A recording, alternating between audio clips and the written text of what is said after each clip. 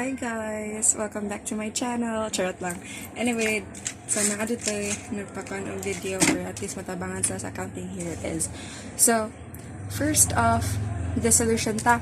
So, dissolution basically means a change of partnership. So, when you say like duha makabuok nga partner niya, what if na usa nga mo appeal so tulo na nga mag-partner, so ang inyuhang daan nga partnership ma-dissolve na siya, so mahimo ka og bag-o.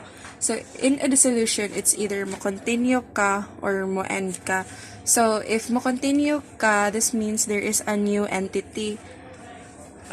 So mo change ang rules, causes kay of course, for example sayon rani na amay partnership ni sayon rani, but then naamay usa ganan mosulod na para ang inyuhang new partnership pangalan na lisod na ni. So of course, bag-ong new entity meaning bag-o na siya ba? Bag-o na siya nga entity. Yeah. So ang kung aning mga causes ani kay admission of a new partner na ay mo add nga partner, second withdrawal or retirement na ganahan mawala nga partner, death of partner, and incorporation of partnership. So ato ang itakol karon kay ang admission of new partner of withdrawal or retirement. So on another spectrum, at the end kay it's liquidation or winding up. So different ang dissolution sa liquidation in a sense nga kung ma-dissolve gani ang mong partnership, pwede pa siya ma-continue. But once gani nga ma-terminate na siya, ma-liquidate na siya, end na na. So, stop na dyan ang inyong operations, ana. So, liquidation or winding up, termination, it's after liquidation, meaning wala-wala na dyan. So, first off, in the admission of a new partner is the purchase of interest. So, let's say, sa itong example, si A, B, C. Si A o B, si A, B, C. Let's say, sa purchase of interest, na ay ganahan mong appeal nga partner. So, si partner D na siya. Ang iyahang ganahan is, ganahan siya mo palit og 50% sa kada partner. 50, 50, 50. 50, 50, 50. So, ang kapartner D is, mawala na nila ilahang interest, interest, tapos kani siya, naa siya'y inani nga capital. So, dali ninyo, mo-transfer na ilahang, so, kumbaga, nipalit ra ka sa partnership ba? Nipalit ra ka og ma-own. Simple mo muna yung ma-own.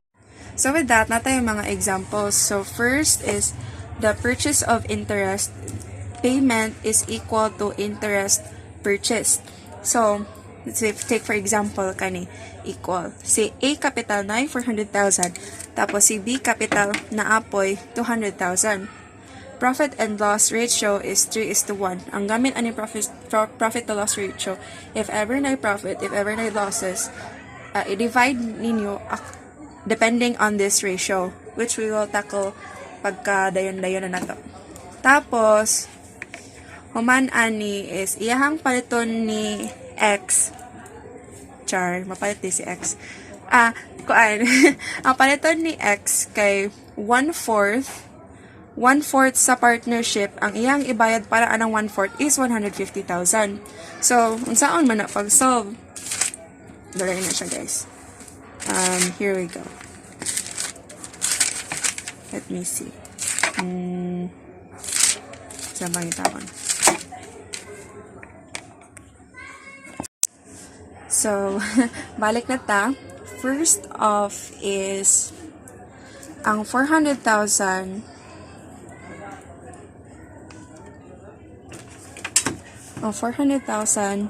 is times nimo by 1/4, and 200,000 is times nimo og 1/4 equal. So, ang tendency mo na god. So, ipakita na ko ha.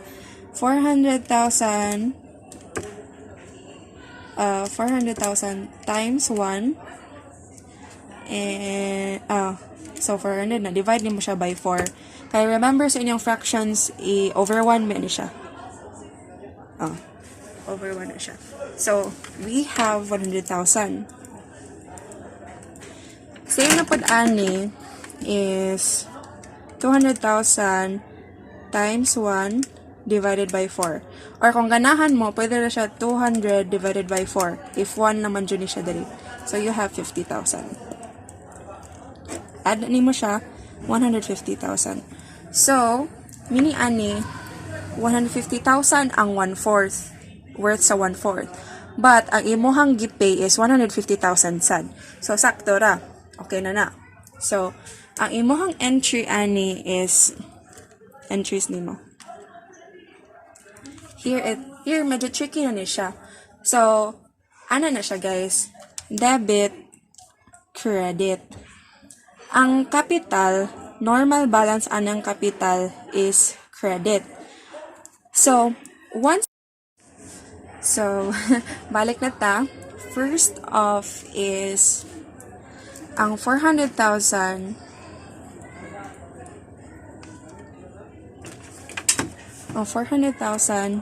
is it times nimo by 1/4 and 200,000 is it times nimo og 1/4 equal.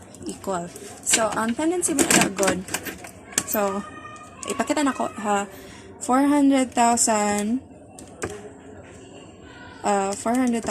times 1 and so 400 na divide nimo siya by 4. Kaya remember sa inyong fractions over 1 ba ni siya? Over 1 na siya. So we have 100,000. Same na pod ani is 200,000 times 1 divided by 4. Or kung ganahan mo, pwede na siya 200 divided by 4. If 1 naman dyan siya dali. So, you have 50,000. Add ni mo siya, 150,000. So, mini ani, 150,000 ang 1/4. Worth sa 1/4. But, ang imuhang gipay is 150,000 sad. So, sakto ra. Okay na na. So, ang imuhang entry ani is entries nimo. Here medyo tricky na ni siya. So, ano na siya guys? Debit, credit. Ang capital, normal balance anang capital is credit. So, once i-increase nimo ang capital, imo siyang i-credit. But once i-decrease nimo ang capital, imo siyang i-debit. And in this case, ning palit man ka sa capital ni A ug B. So, makuan ka or makuan ang A ug B or madungagan?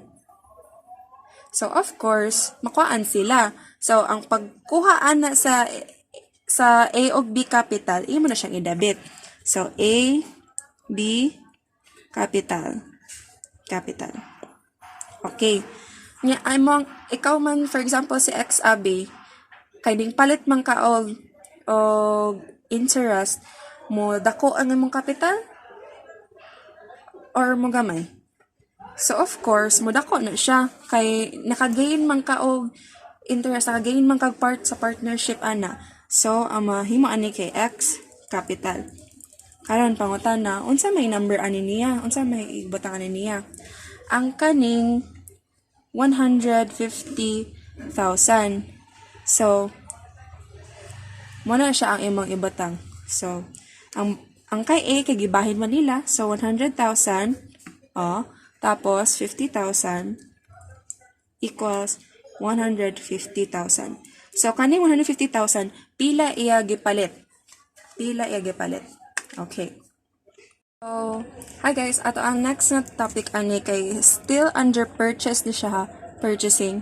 So, silbi ning palit ka og interest sa partners or mahimo ka og legal nga partner. Second is payment is less than interest. Less than interest. Sorry sa shadow guys. Hindi ko kabalon sa akin. Anyway, less than interest. Ang buhaton na to ani is this. Let's say gamit na Japan na to ang capital ni A o B 400,000, 200,000. Same ra pala itong profit ratio. But what if si X one-third worth sa interest ang gipalit for 180,000? Nganong malasdan man siya? Nganong malasdan man siya? Ano ni siya, guys? Let's say, for example, ang partnership is worth 400,000. Ang 1/4 ana is worth 100,000. But let's say for example, dili kayo good ang business sa kanang partnership, ang ilahang interest na 1/4 pwede nila ibaligya at a lower rate or pwede nila higher. Say for example, 150,000 jud worth ang kanang 1/4 but imong gibayad is 180. So pwede ra. Or 150 Japon ang worth sa 1/4 pero ang imong gibayad kay 120. So okay na. So that's depending na siya sa partner.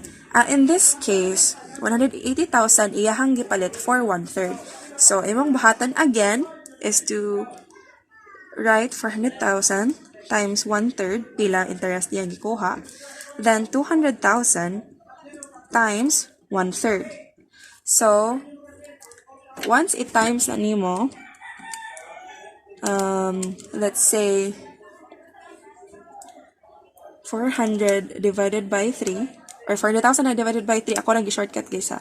So 133,033. Pag follow mo palihog, compute po mo. So 200 po divided by 3 is 66,066. But since 6 po ni siya diri, so ato i-round up by 1. So 667. Once in mo nang i-add kay mahimo na siya 200,000. Okay, analyzation ha. Maoni ang supposed to be nga amount ni imong dapat bayaran. So ang worth sa 1/3 is 200,000. However, 180,000 raman ang imuhang gibayad.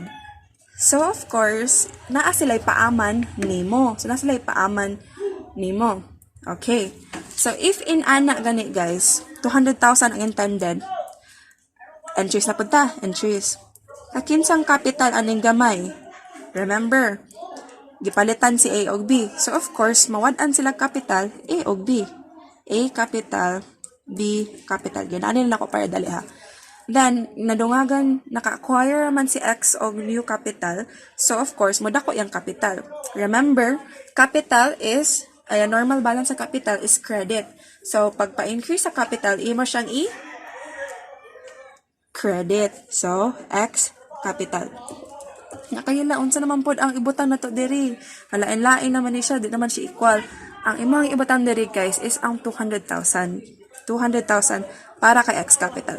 It's supposed to be mauman ang amount to be paid or mauman ang worth sa 1/3. So, 200,000. Yeah. Remember, atong isolve diri, 133,333. Then for B capital, it's 66,667. So, good sa tana.